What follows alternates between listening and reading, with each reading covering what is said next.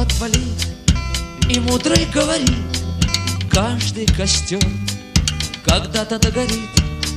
Ветер залунит, развеет без следа.